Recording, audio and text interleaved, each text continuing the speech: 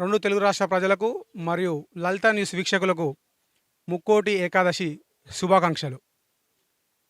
శ్రీ మహావిష్ణువుకు అత్యంత ప్రీతికరమైన ఈరోజు శ్రీ జగన్నాథ వెంకటేశ్వర స్వామి అనంతాద్రి ఆలయంలో అధికారులు మరియు అర్చకులు ప్రత్యేక ఏర్పాట్లు చేసినట్టు తెలుస్తుంది. ఈ ఉత్తర ద్వార దర్శనము మరియు ప్రత్యేక కుంకుమార్చన గురించి అర్చకుల వారి నోటి నుండి విందాం. శ్రీ మహావిష్ణువుకి అత్యంత ప్రీతికరమైన రోజుగా భావించే ఈ రోజు కోసం ఏమేమి ప్రత్యేక ఏర్పాట్లు చేశారు? శ్రీ జగన్నాథ పరబ్రహ్మణే నమో నమః. ఈ యొక్క అనంతాద్రి క్షేత్రంలో జగన్నాథ స్వామి అలాగే వెంకటేశ్వర స్వామి స్వయంభూగా వెలిసిన క్షేత్రము. ప్రతి ఏటా కూడా ఈ యొక్క వైకుంఠ ఏకాదశి ఉత్తర ద్వార దర్శనం అలాగే కుంకుమార్చనలు ఇక్కడ వైభవంగా ప్రసిద్ధి చెందుతూ ఉంటాయి. మీరు చూస్తున్న విధంగా చూపిస్తున్న విధంగా ప్రతి ఏటా కొన్ని వందల మంది భక్తులు ఈ యొక్క వైకుంఠ ఏకాదశి పర్వదిన సమయంలో వచ్చి ఉత్తర ద్వార గుండా వచ్చి ఆ ద్వారంలో ఉన్న శ్రీదేవి భూదేవి సమేత ఆ యొక్క వెంకటేశ్వర స్వామి వారిని దర్శించుకొని కుంకుమార్చన చేసుకొని లక్ష్మీ అమ్మవారు వెంకటేశ్వర అష్టోత్తరం కూడా చేయించుకొని వెళతారు. వాళ్ళు ఏ విధంగా అయితే ఈ యొక్క స్వామిని నమ్ముతారో ఆ విధంగా కోరిన కోరికలు తీర్చే స్వామిగా వెంకటేశ్వర స్వామి వారు ఉంటారు. కాబట్టి ఈరోజు వారు కోరుకున్న కోరికలు ఏవైతే నెరవేరిన వారు ప్రతి ఒక్కళ్ళు కూడా వచ్చి ఇక్కడ అర్చనలు, కుంకుమార్చనలు, అభిషేకానికి తగినంత వారు తోచినంత ఇవ్వడం ఇదంతా జరుగుతూ ఉంటుంది. అలాగే ఈ యొక్క దేవాలయం వైకుంఠ ఏకాదశి రోజున ఉదయం 3 గంటలకి అభిషేకంతో ప్రారంభమయ్యి ఇక భక్తులు వచ్చే కొలది ఎంతవరకు వస్తే అంతవరకు కూడా ఈ యొక్క దేవాలయం అనేది మనం తీసే ఉంచుతాము. భక్తులు ఎప్పుడైతే ఆగిపోతారో అప్పుడు మాత్రమే స్వామికి నైవేద్యం పెట్టి అర్చనలన్నీ కూడా ఆపేసి మేము కూడా ఇంటికి వెళ్ళి కొంచెం రిలాక్స్.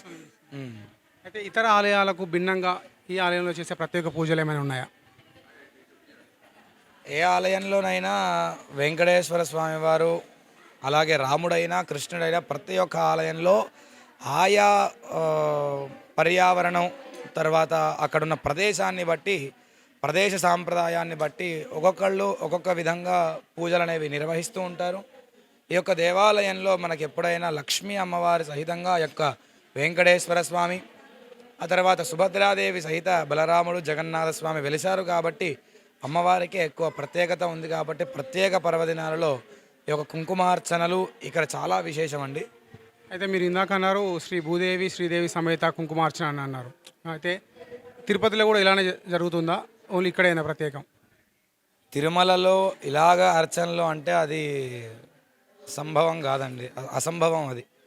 ఎందుకంటే తిరుమలలో వైకుంఠ ఏకాదశి రోజు ఉత్తర ద్వార దర్శనం చేసుకోవడమే చాలా గొప్ప. ఎక్కడున్నా భగవంతుడే కలవు వెంకట నాయక అన్నారు. ఎక్కడ వెంకటేశ్వర స్వామిని దర్శించుకున్నా ఈ యొక్క వైకుంఠ ఏకాదశి రోజు తిరుమలలో చూస్తే ఎంత వైభవంగా ఉంటుందో ఆ రోజు ఏ వెంకటేశ్వర స్వామి గుళ్ళోకి వెళ్ళినా కానీ అంతే వైభవంగా ఉంటుంది. అయితే ఈ ఉత్తర ద్వార ప్రవేశ దర్శనం గురించి ప్రత్యేకత ఏమిటండి? వైకుంఠ ఏకాదశి రోజు ఉదయం బ్రాహ్మీ ముహూర్తాన్నే దేవతలందరూ కూడా స్వామిని ముక్కోటి దేవతలందరూ కూడా స్వామిని కొలిచే రోజు. ప్రతి ఒక్క దేవాలయంలో స్వామి స్వయంభూగా ఉన్న క్షేత్రంలో పశ్చిమ ద్వారం ఉంటుంది, తూర్పు ద్వారం ఉంటుంది. కానీ వైకుంఠ ఏకాదశి రోజు మాత్రమే దేవతలందరూ కూడా స్వామిని ఉత్తర ద్వారం నుంచే దర్శించుకోవడం అది దేవతల నుంచి వస్తున్నది మనకి. అందువలన మనం ఉత్తర ద్వారం నుంచే ఆ యొక్క స్వామిని చూస్తే జీవితంలో మనం ఎప్పుడు పరంపదించినా ఒక్కసారి కనుక ఉత్తర ద్వార దర్శనం చేసుకున్నట్లయితే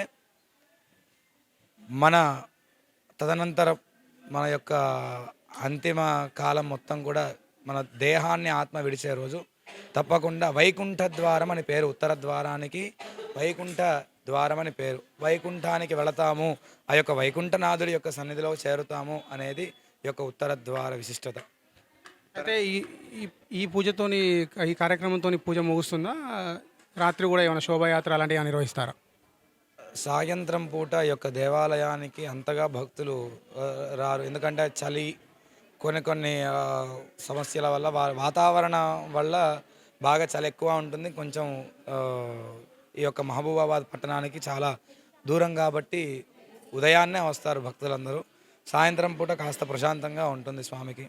అందులో ఈరోజు విశిష్టత ఏంటంటే స్వామికి నిజరూప దర్శనం ఉంది అందరికీ. ఎప్పుడు కూడా నిజరూప దర్శనం పెట్టలేదు. స్వామివారికి నిజరూప దర్శనం ఉంది. ఇప్పుడు అందరికీ కూడా నిజరూప దర్శనంలోనే ఉన్నారు స్వామి. దాదాపు ఇప్పటి వరకు ఎన్ని వేల మంది భక్తులు దర్శించుకున్నట్టు మీరు అంచనా వేస్తున్నారు? పొద్దున్న 3 గంటల నుంచి అయితే భక్తులు వస్తూ ఉన్నారు, ఇలానే వెళ్తూ ఉన్నారండి. లెక్క పెట్టడానికి మనకి అది అంత కుదరలేదు. ఇంకోటి ఏంటంటే అర్చనల దగ్గర ఉన్నాను నేను. దాదాపు అన్నదానం అయిపోయింది అంటే దాదాపు ఒక 1500 మంది 1800 మంది తిన్నారు అనుకోవచ్చు మనం. అన్నదానం నిర్వహించారు. ప్రతి శనివారం ఈ యొక్క దేవాలయంలో అన్నదానం ఉంటుంది. ప్రతి శనివారం కూడా 500 మంది నుంచి 800 మంది వరకు కడుపు నిండా భోజనం చేసి వెళ్తారు. ఈరోజు మాత్రం దగ్గర దగ్గర 3 సార్లు వండారు, 3 సార్లు కూడా అయిపోయింది. ఇక మన దగ్గర ఏంటంటే స్టాఫ్ తక్కువ. ఈ యొక్క దేవాలయంలో స్టాఫ్ ఏంటంటే మన అందరికీ పండగే కదండి. వాళ్ళు కూడా దేవాలయాలు తిరగడానికి కొంత ఒక 2-3 సెలవు తీసుకున్నారు. చేసేవాళ్ళు ఒక 4 అయిపోయారు. వాళ్ళు కూడా వాళ్ళకు ఓపిక ఉన్నంత వరకు వాళ్ళు చేసి మిగతాది పరిసమాప్తి అని చెప్పేసాం కూడా. గంట సేపు అవుతుంది సుమారు. చూశారు కదా, భక్తులు ఈ ఏర్పాట్లకు చాలా సంతోషం వ్యక్తం చేశారు. కెమెరామ్యాన్ అరవింద్తో పవన్, లలితా న్యూస్.